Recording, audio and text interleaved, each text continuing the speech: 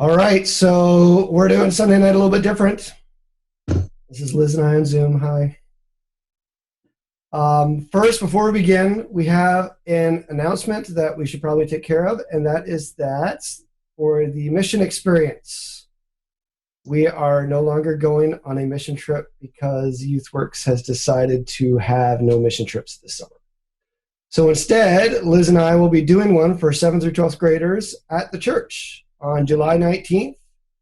Well, the week of July 19th, and all the information is at www.fishersumc.org, or you go fumcfirewater.com. We'll get you there too. I'll put a link at the bottom or something. Anything else you want to add to that, Liz, that we should say?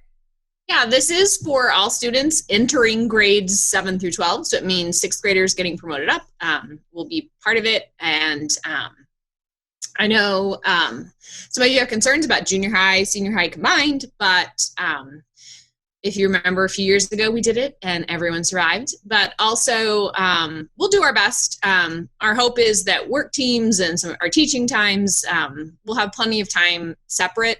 It just doesn't, it isn't the best use of our resources to plan 2 separate weeks. If senior high was still going to Kansas City, junior high would have done something like this at home the week that we were originally scheduled, but pushing it to the 19th buys us 2 more weeks for the pandemic to end and for us to get things set up, and it just is the best use of our resources and those kinds of things. And so don't worry about being exposed to those other kids in the other group. We'll make it. Those other kids. That sounded awesome. I know. We'll make it. They're not scary one way or the other. So, yeah, so we're doing this as late as we can because school starts the next week for some of you. So that's part of why we're doing it together too. We're just as late as we can. So anyway, for tonight, we're going to do something a little different. I actually have a special guest I have to invite in. Liz doesn't know what's going on. I lied to her about everything, so it's all good. Let's let our special guest come in. There we go. Any day. I'm so excited. You're gonna make me cry. I even wore mascara today. Oh, I'm sorry. Well, as soon as Laura gets in here, maybe she's connecting. While she's connecting, I'll explain because she knows what's going on. So this is in our normal calendar. This is our last Sunday before everyone graduates, and with everything going on during the year and during the summer, it's really hard for us to have a Sunday night where we just get together normally. So what we had originally planned was we were going to celebrate Liz tonight because not exactly today, but around this time, you've been at Fishers UMC for 20 years. So we were going to bug you and make tonight about you. We had a big party planned, but unfortunately, you got everyone sick. So we had to change it. I know. This has been kind of hard. So Laura agreed that she would come in and we would talk with you about you tonight, but Laura's not coming in. Laura, you're killing me. Where are you? I know. I hear you. I don't see you. There we go. There.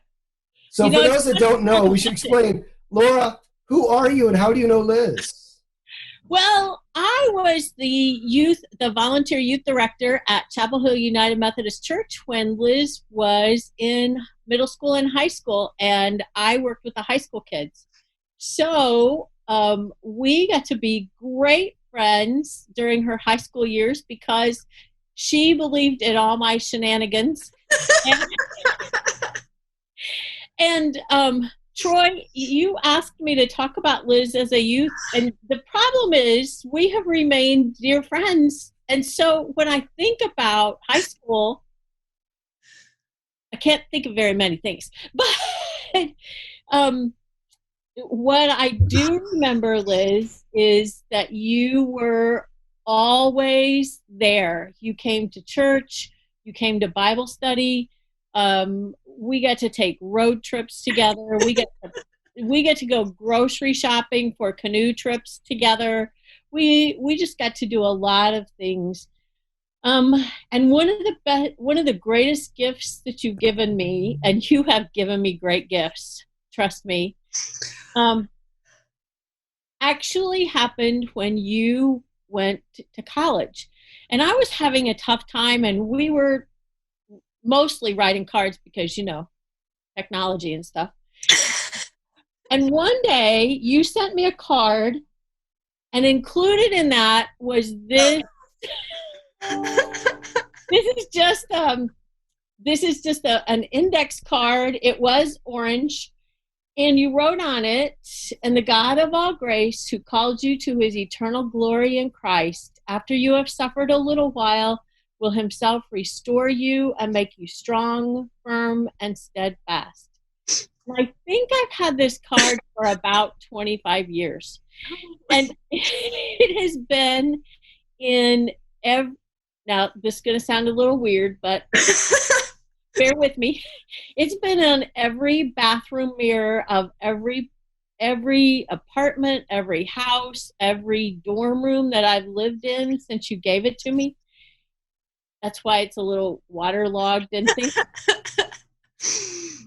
And I think of you every single morning. You're one of the first people I think of, because when I look in the mirror, I see this card.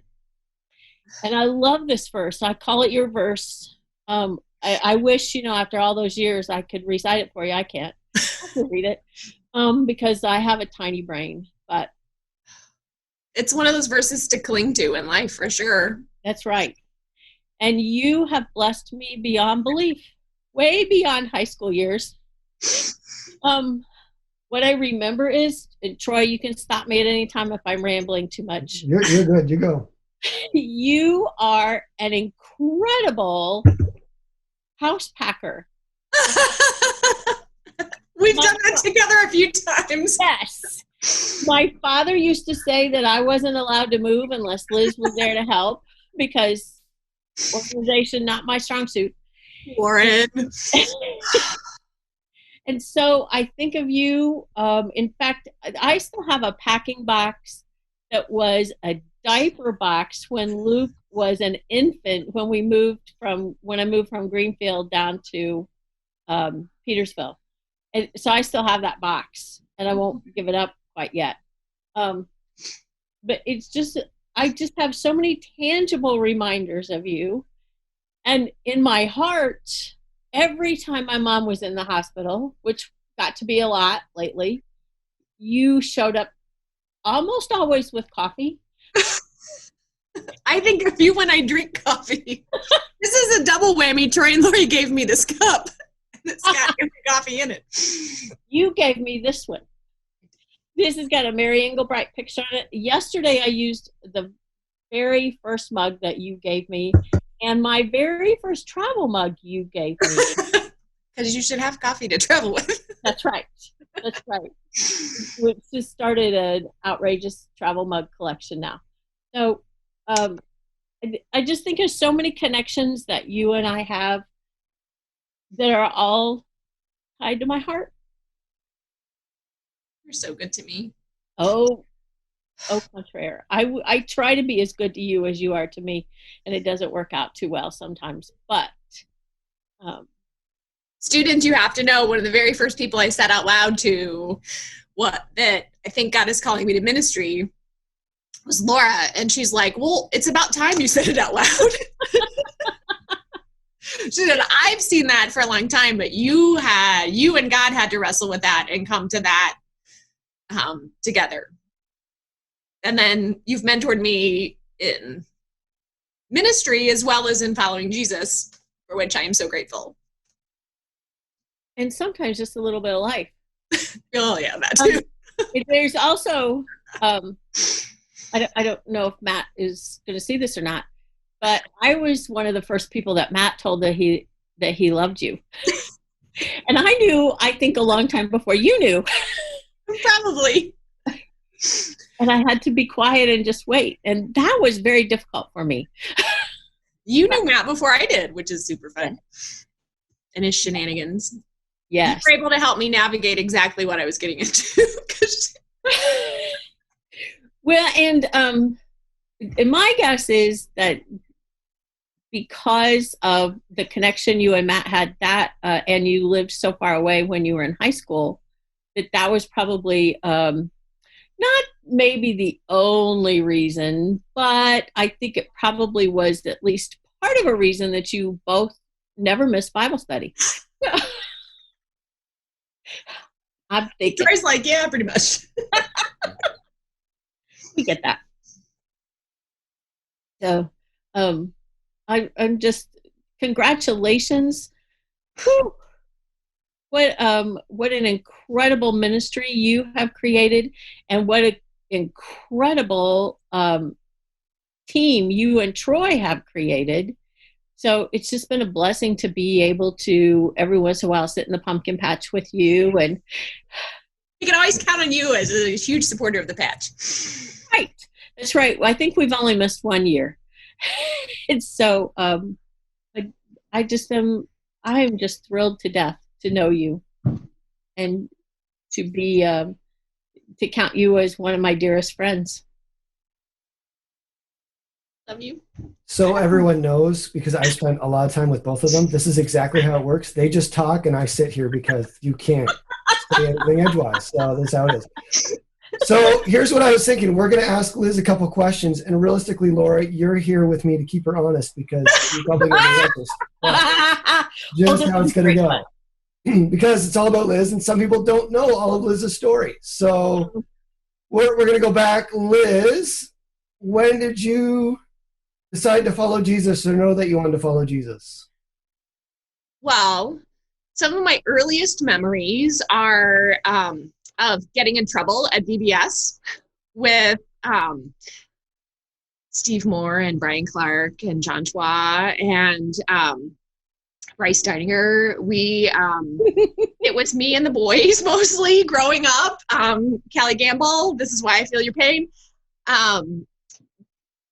But in the midst of all of our shenanigans, like not doing what we were supposed to do and probably messing up the crafts, people loved us. There were some of those pillars of the church that guided us and directed us in the midst of all of that. One of those women, Carol Kring, died not too long ago, and one of the things I told her boys was, I know Jesus because of your mama. And I said, I think a lot of people can say that. And those people who continually pointed us to Jesus, Jay Ludlow, God love his heart, he taught our high school Sunday school class for years and years. And we were kind of like some of these guys sometimes.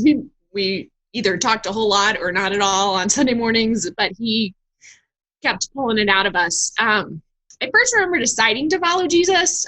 Confirmation was a big thing for me. It really helped me kind of tie all those things I'd been learning together and really kind of understand what it meant to be a part of something bigger than just me, being a part of the church. In junior high, I was part of our student ministry. We played a lot of dodgeball in junior high. And Mrs. Kring made me put a pea in my nose and shoot it out, and that was super weird. But helped me love Jesus. I did go on a spring break retreat when I was in 9th grade, and that kind of just was the next step. Like, okay, like you made this commitment to follow Jesus, but here's what it means a little bit more in your everyday life. And then where I went to school, we went into the high school ministry in 10th grade because our junior high was 7, 8, and 9. And, that was when Laura and the other volunteers on that team just really helped me learn what it meant day to day to follow Jesus, to make hard choices. Those things like I never missed anything. And that was having the hard conversation with my swim coach saying, you know what, on Monday nights, I'm out early. This is important to me. I want to be there. It was that hard conversation is, okay, I qualified for nationals, but Laura agreed to get up early every morning at camp and watch me swim. That's how much she loves me, because counselors, I know now, don't get any sleep at night. And go to, I got to go to camp, which really helped me realize that, following Jesus can be fun and live my best life under that. Not that, there haven't been ins and outs and ups and downs. But I think it's people like Laura and other people in my life who love Jesus, who were willing to step in and say, you know what, things don't seem quite right. You need to, maybe redirect and rethink and evaluate and ask the hard questions to help. I don't know if that answers your question. I do ramble. But I think it wasn't just one moment deciding to follow Jesus. I think it was a sequence of moments, all those VBSs and Sunday schools growing up, but then, those milestones, confirmation and that spring break trip and Sundays and Mondays. And sometimes as much as the lessons were fantastic at youth group, we always went and sat at Noble Romans after and just did life together and ate breadsticks. It's those conversations and those relationships that helped me keep following Jesus after that. And things like, meeting a godly man who loves Jesus and, to live life together, that, that helps make all the difference in those things. People keep pointing me to Jesus. So, okay, most of the people that know Liz know her through being in junior high or high school at the time. Give us your best high school story. Gosh. As in, okay, yeah, keep it PG, but your best story, say most fun thing you did in youth group or something like that. And Laura, you can, if you know a different one, add in, but what was high school with Jesus? What was some fun things you did? Okay, Laura talked about grocery shopping for canoe trips. It was something we did every year. And one year it was with Debbie Nierengarten, who our families have been friends like our whole lives pretty much. And we get to the end of or at lunch, I think. And they're like, where have you two been? And we're like, I don't know. We're really bad at this. We have gone from shore to shore on the creek because we couldn't steer. And so we were just really slow. And so we had to have a canoe steering lesson so that we could keep up for the second half of the day because we were bad at canoeing. I think that, and one of the really fun things in high school was, Laura had been going to this camp for a couple of years, and she's like, you should go. And I was like, I have to swim, whatever. And she's like, but it was really when a couple of other kids from other high schools came to Bible study, and they were like, you really should come to camp. And I think camp was a pivotal choice in my life. I was choosing my faith over choosing a sport, choosing, something that was important to me. And one of the things my swim coach actually said to me was, your faith is eternal. And he said, swimming is going to pay for college, but after that, it's done. And he said, if this is important to you, then you need to do it, and we'll figure out a way around it. And thankfully, Laura agreed to get up and watch me swim every morning. But choosing camp and being with people who love Jesus with no inhibitions and just all out, all in, was really good for me. And the friendships from that week have made a huge impact in my life. When I think if I hadn't made the choice to do that, that was a bold choice. That was a scary choice. The trajectory of my life would be vastly different had I not made that decision to do that. And so kind of silly, kind of fun. And those two boys who talked me into going to camp didn't talk to me till Wednesday. They might have been a little busy with flirting. Oh, I was going to say sports, but okay, flirting. Which is sports camp. Sport. Laura, you have a funny story of Liz when she was in high school? No, absolutely not. I really don't. The best story I have is that I would always get in trouble at her house because I would ask for Liz, and if her parents answered the phone, they would make sure I understood that her name was Elizabeth and not Liz. And so one time, one of them hung up on me. But it's probably my brother. No, it wasn't. But it was a parent. But I don't really, because well, I'm old. This is the best part. She remembers the ridiculous. Because truly, Troy, since you and I have been in contact for like the last 3 or 4 weeks, month, I have really been racking my brain trying to come up with something, and I really can't. Because it's just I'm sure there were none. There were no shenanigans except what the two of us got into together. Laura taught me the importance of road trip snacks. Yes. And fostered my love of coffee. And we've watched a lot of soccer games together. Yes, we have. And volleyball. Yeah. All right, so Liz gets out of high school. We'll fast forward a little bit. How did you get to Fishers United Methodist Church? How did you get to the church at all? This story involves Laura Helm. Matt and I are married and living in Castleton, and we were poor. And so we went to church with our parents every Sunday because they would buy us lunch after. And, so one more meal we didn't either have to fix or buy. And so after about 6 or 9 months, we're like, we probably need to find our own church, close to home and get plugged in. And so we started visiting churches. And I don't know how many we went to, 6 or 8. And we went to Fishers. And interestingly, we're like, this is it, I think. There are some other people our age here.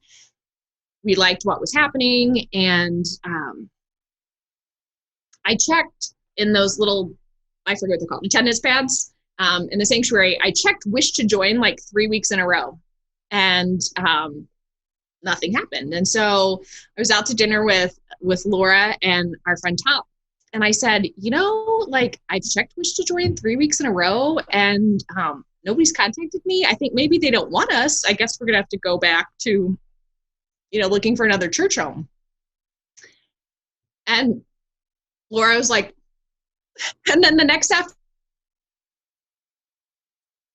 at the time, calls me and it's like, Liz, I just want to introduce myself, whatever. I saw you checked wish to join, gave me all the information about joining the church, whatever. And I was like, oh, maybe they do it. So I called Laura and I'm like, you're never going to believe it. My grade called me and she's like, yeah, I know. I called them. And I was like, what are you doing? Like, you want Matt and Liz to join your church? And so that, roundabout kind of sort of way, that's how we landed at Fishers UMC. And we ended up volunteering in the student ministry not too much longer. We joined a Sunday school class, and the person who was the director of student ministries at the time was in there, and she's like, oh, you guys are camp counselors and you volunteered at the church you grew up in. And yeah, all those things I do now when people talk about liking students. And so we volunteered in the high school ministry for a while right after we started. So that's how we landed at Fishers. So you volunteered for a while. How did you become Pastor Liz? Oh, yeah. Well, we volunteered for like 3 years maybe. And then we had a baby in March. And not long before Rachel was born, the high school director said, I've always dreamt of doing camping ministry, and the church has agreed to give me a sabbatical for the summer. Spring Hill Camp in Seymour was opening, and they agreed to give her a sabbatical for the summer to go and do that. And she said, would you be willing to lead student ministry this summer? And I was like, well, yeah, sure. And this was kind of in the midst of when I was trying to figure out what I was supposed to be when I grew up. And then after I agreed to do that, her name was Margaret. She found out that she was having a baby in September. And that summer while they were in sabbatical, she decided that, or maybe it was before, because I started in May.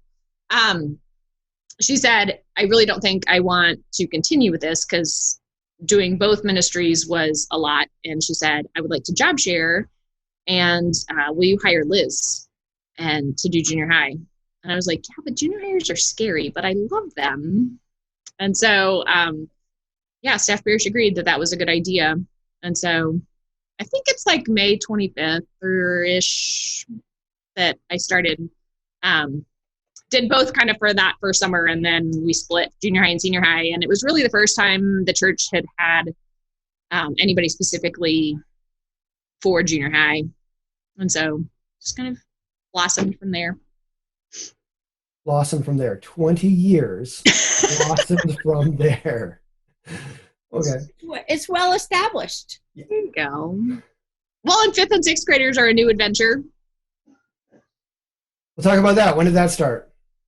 It'll be 2 years in August. Well, I guess officially 2 years in July. We started the ministry in August. So I'm still figuring them out. They're a whole nother thing. But fun. I think the word you're looking for is delight. Delight. Yes. I taught 6th grade for a long, long time. I love 6th graders. Oh, you did 5th grade too? Back and forth. So, okay, you now have 20 years of junior high stories at Fishers UMC. Tell us. I know.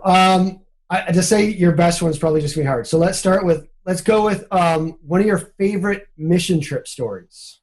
If you got more than one, that's fine, but some of your favorite mission trip stories. Or retreats. We'll add retreats in that too. Any retreat. Okay, one of my favorite lines from junior high happened at Believe. And it was about, you know what story I'm telling, don't you? It was about like who we are as a child of God and kind of owning that. And the student says to me, kind of as we're walking back into Reardon Auditorium in Anderson, says, when God made me, he put in like 99% video games and, 1% smarts and just a pinch of sexy. It was super funny because when I post conversations on Facebook, I don't usually tell who it is. But this kid's parents, I was like, they have to know that this was their kid. So I texted them and they were like, oh my goodness. But yeah, that's one of my favorite lines. But I loved it. One, super hysterical, but two, it just showed how much he was soaking in the lesson about owning who he was, about how God made him, which I thought was super fun. Winter retreat, one of my very first winter retreats and my first hospital trip was a kid sledding over his own hand at Camp Lakewood. I don't even know how it happened, but it had snowed and the bus was stuck, so we had to shovel the bus out. To get him out. Yeah. He was mad his parents made him leave to go see an orthopedic doctor. Mission trip stories. Oh my gosh. One year in Green Bay, we played spoons and then they took it to like next level spoons. That was super funny. Those kids graduated a year ago. They were on that trip. That was a pretty fun thing. There was a lady whose house, I think this was Green Bay too. No, Niagara. We're painting this lady's house and she doesn't like the color that we're painting it. And so we're like, well, this is the paint they gave us. And she's like, I don't want my house to be that color. And so we God Love Youth Works, we called them and we're like, hey, you need to come over here and do it. And then she decided that she liked it after he reminded her that she picked it. But then her grandson who lived with her helped us paint the rest of the week, which was super cool. So we got to build that relationship with him. What about, let's just say, average Sunday night? So I say average, there's been I figured out 20 years of Sunday nights for you is what, like 800. So You. Average Sunday night. What's some things that you've seen that you remember that stick out? Conversations you've had, good or bad?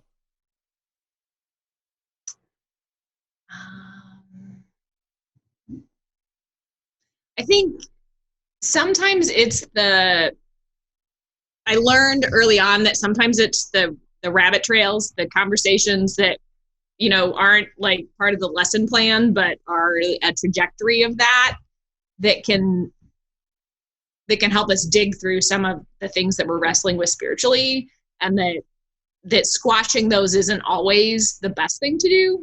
That sometimes, I was planning this way, but God or a student is like, yeah, but what about this way? And I think learning to recognize that we have to be willing to, that old youth works thing we learned, be flexible, that has to be part of it. And I think sometimes it's the unexpected conversations that can be the biggest blessing or can have the best spiritual impact.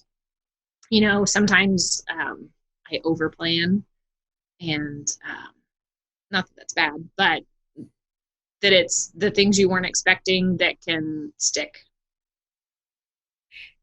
And I don't know about you guys, but in youth ministry, I think some of the very best conversations and growth moments happened in the van going there, in the car, in the shopping, and not even. Those are the things that have stuck with me through the years, because I haven't done youth ministry in that way for years and years. But those are the moments I think of, are van moments and that kind of stuff. And what a great reminder in life that we can plan, but that, ta-da, that's where we are today. We can plan. Well, story's part. You have worked so hard for the last several weeks, and we've had to learn to be flexible. And okay, it didn't work out the way we wanted, but that doesn't mean it can't be even more awesome than we thought. That was actually one of my first real ministry lessons. Like when you learn everything in school, then you actually get to a church and you realize, oh. But I had a pastor who said, this one kid just kept taking everything off conversation, and he finally said, there's probably a reason he's asking you this, right? Like, that's not more important than the curriculum. Like, oh, yeah. Right. So that's how it is. That's what's on people's hearts. With that, if you could, because there's probably a lot of people watching this, hopefully, give one message to people about Jesus, what would you say, Liz? I think it's actually something you said that stuck with me. It's from 2008. No, it's from August 2006. You said we need to spend our lives chasing after Jesus. And I don't know if you intended for that to be what stuck out from your sermon that Sunday morning, but that's the one that stuck with me, that in the midst of everything, if we are continually chasing after Jesus, then